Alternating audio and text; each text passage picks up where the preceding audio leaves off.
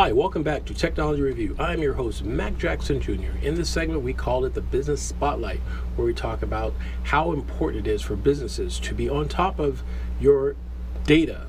Your data. Businesses are responsible for information and why businesses are the number one source of data breaches.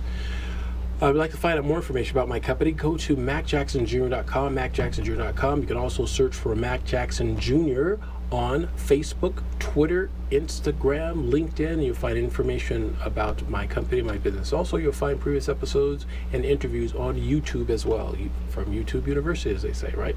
Definitely find information about our company. So definitely take a look at that, and you'll find more information on how to protect your business. So in cybersecurity news in this business segment, we're going to follow up a little bit on Equifax. This year, 2017 has been remarkable for increase in data breaches for large corporations and businesses. And how does it affect you?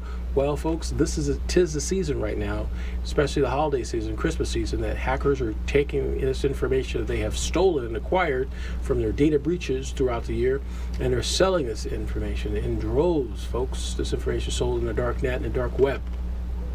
So you need to protect your data and secure it safely. The best way to do that is definitely stay on top of your information, run credit reports of yourself, your business, and make sure you have the right software on your computers. This is individually can be done.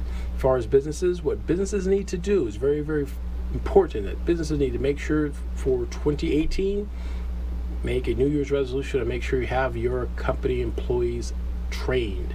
That's right, folks. Have them trained, understanding their responsibilities in the workplace, what to do in the workplace to avoid data breaches and how to avoid hackers. There are things that individuals can do, but large corporations are very, very liable. Extremely important, folks, liable. And new laws are coming out and regulations, not just from the government, folks, but these are coming down from business regulators such as PCI, which is a collaboration of all the major credit card companies. They have requirements. If you are going to be a merchant using one of these credit cards, Visa, MasterCard, American Express, Discovery, and the like, you are going to have to abide by certain rules. And if there's a data breach in your organization, you can have your credit merchant account suspended and also brought up on lots of charges and fines and penalties for data breach in your organization. And it's not just a risk that you're transferring to someone else saying, well, it's our IT department's fault or it's a third-party software's fault. It will be your responsibility. So you need to make sure that you understand all of your legal responsibilities. In the new year, informational governance, that is, will be important. And what that means is it's a collaboration within your organization of all of the people responsible for your customers' data. It will consist of your legal department, the owners of the corporation or of the entity, as well as the IT departments, the accounting departments. Everybody will have a certain responsibility, duly elected responsibilities within the organization to protect their customers' data. And information that is stolen or compromised can affect everyone in the organization, folks. The rules are definitely getting more stricter. The term compliance is not just something that we can say we're going to try to do, or we're going to throw together a quick document that we've downloaded by doing a Google search online and saying that, yeah, we're compliant because we have this document we downloaded. No, you have a document, folks, that you have to make sure your employees are trained. You have to have a living, breathing document that's updated biannually. Right now, it should be biannually, folks. Every 6 months, your employees should be trained with your policies and procedures. And we're going to go through a couple of them in this segment. But it's very, very important. These are tools that we're giving the employees of the organization. We're giving them tools or weapons to protect against the bad guys that are trying to access data within the organization. For example, one of the tools is the destruction of old equipment. What do you do with your old laptops, your old smartphones, your old tablets in your organization when you upgrade? One of our clients just upgraded to 4 other laptops because their older laptops were older PC laptops using Windows 8, and they wanted to upgrade to Windows 10, but they decided to get new computers. Now, the old computers, they wanted to donate them to a charity. Sounds like a great cause, take a tax write-off at the end of the year, but folks, the problem with that is they thought they deleted the files. They just went through the simple delete files and put them into the recycle bin and said, great, we're done. We recycled all of our files. We deleted all the files from these laptops, so now let's give them away for charity. Folks, hackers, and as a programmer hacker myself, we can take that hard drive and we can find and undelete all those files, or most of those files from it. It could be any kind of information, your tax information, PII, personal identifiable information. All information can be undeleted after you have sent it to the recycle bin.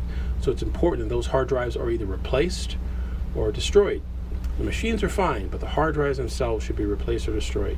What about your smartphones? What do you do when you upgrade your phone to the new iPhone?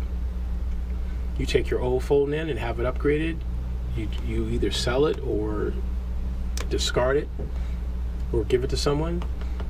You need to make sure that those phones, any information that's stored on those machines, are destroyed, folks. It needs to be destroyed, because if you're giving it away, you're responsible for that. And what I mean by destroyed, folks, it's not like you ask someone in your organization, hey, can you make sure that these files are deleted, and they say, okay, they're done. No, you need to have proof of it. You need to have a document within your organization show that you have these information deleted. For example, when you shred documents, you have a group of documents, a box, a professional shredding company will come in and they'll shred the documents, and they'll give you a receipt showing they shredded certain documents. Now you know those documents are destroyed. The same thing you need to do for your hardware, your printers, all your old equipment that has information that can be stored on the hard drive. You need to have a transactional document showing that you have destroyed this information or removed it. And that's part of your policies and procedures, because if anything were to happen in the future, you want to be able to show that you have taken every step possible, humanly possible, folks, to protect your customers' data. And if you're still a compromise, it lessens the effect. It mitigates the actions that can be taken against your company because of this. So that's why it's very, very important to take a look at that. These are just some of the things that you will learn by being a part of our consulting program that we have at MJ Computer Concepts. My associates and myself, we will make sure that your employees are trained in procedures like the ones we just mentioned. And that was on a destroying of old equipment. There's other policies in your organization like BYOD, bring your own device. I mean, what policies do you have in your company about employees who bring their own laptop or desktop to your organization and jump on the Wi-Fi? That's a policy.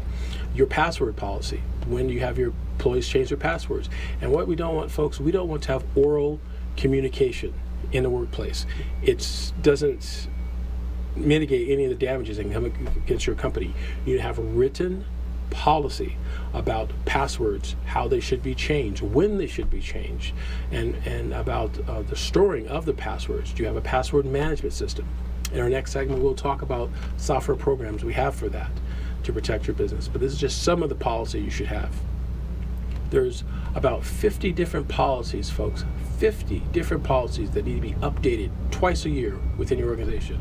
And this if you have a small company with one employee, or you have a mega corporations with thousands of employees, like the mega corporations who have been attacked and had cyber attacks this year, folks. If hackers can break into a large corporation and acquire their information or data and then sell it in the darknet right after the hack is done, imagine what they could do to a small mom and pop or small company or small business with data that's exposed or compromised. Just think about it, folks. It's very, very imperative that you learn these new techniques. And you can do that quite simply by educating and informing your employees. So, to find more information about this, I will advise you for 2018, make a New Year's resolution.